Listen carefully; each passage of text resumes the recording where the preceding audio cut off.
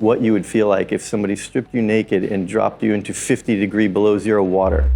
It just stops you in your tracks and you can't move.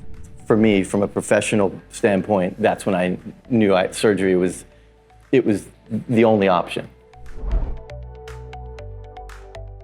Well, it gradually progressed to where I was having difficulty sleeping. That definitely affected my life. I was getting to the point where I was maybe sleeping 2 hours a night for 60 days. Sports, I'm very active. It's just in an area where anything that involves standing, sitting, lying down, walking, running, any physical activity it gets to the point where it's excruciating. It's in an interesting part of your body where when you have bone-on-bone pain, it doesn't stay localized to the hip.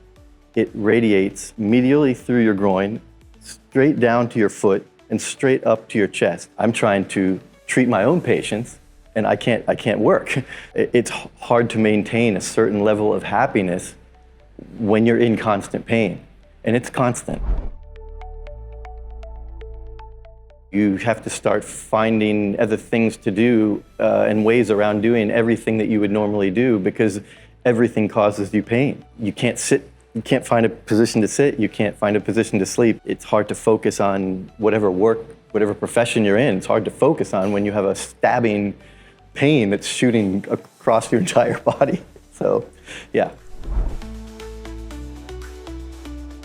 I think the moment I actually realized it was after I met with Dr. Panyawat and we reviewed the x-rays and saw that it was a situation where your options become limited. They can be, if you're bone on bone, it's beyond physical therapy. That doesn't fix bone on bone.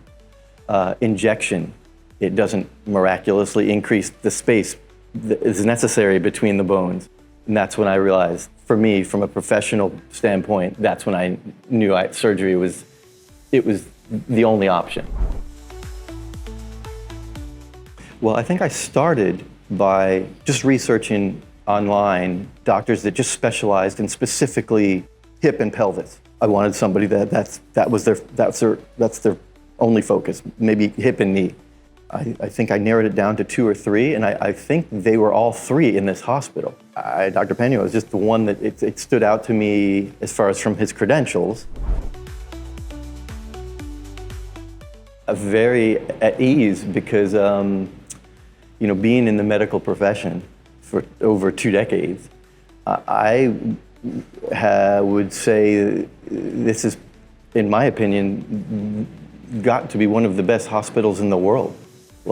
Just from the minute you pull up to reception, to the admin, to the knowledge of the doctors, to the aesthetics of the hospital, everything for me is like first class in this hospital. And when I hypercritical of bedside manners of doctors, because I am one, I've never met somebody who is as well-rounded as Dr. Panyawat, from his skill set as a surgeon, to his bedside manner, to his ability to explain things in layman's terms to patients, and his follow-up it's extraordinary.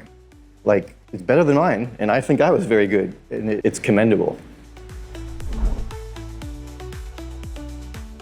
Okay, I choose total hip replacement for this patient, for Dr. Todd, because there is the point that the conservative treatment is not the reliable option for relief his pain and his mobility.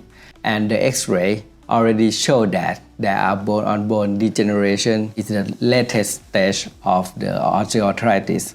So that's why we choose total hip replacement for the long-term successful solution for this patient. The key concept is about the pathway to the hip joint. Some approach, we can access the hip joint, but we have to partially detach some muscle. But for direct anterior approach, we do separate the muscle interval between the 2 muscles and access inside the hip joint.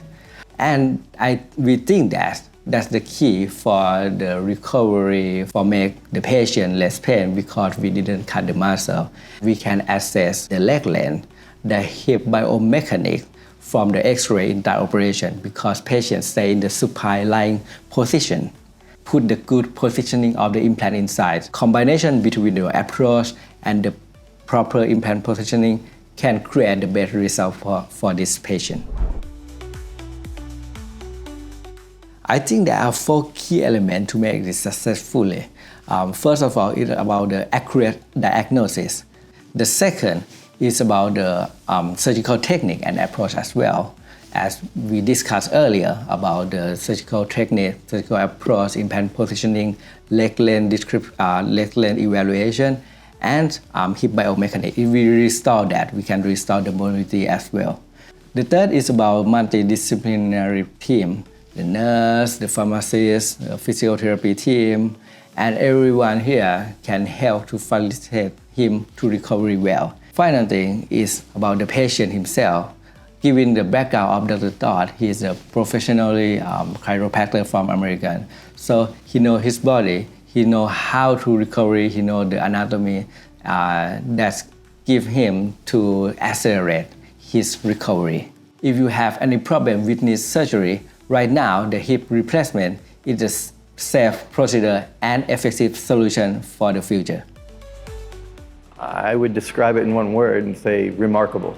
I would highly recommend this hospital because the quality of care you receive, the attention you get, the level of knowledge of the doctors and the nurses and the staff here. And I think anytime you have a surgery and you are, and it's a successful surgery, it's successful, it's removed your pain, it's 100% gone.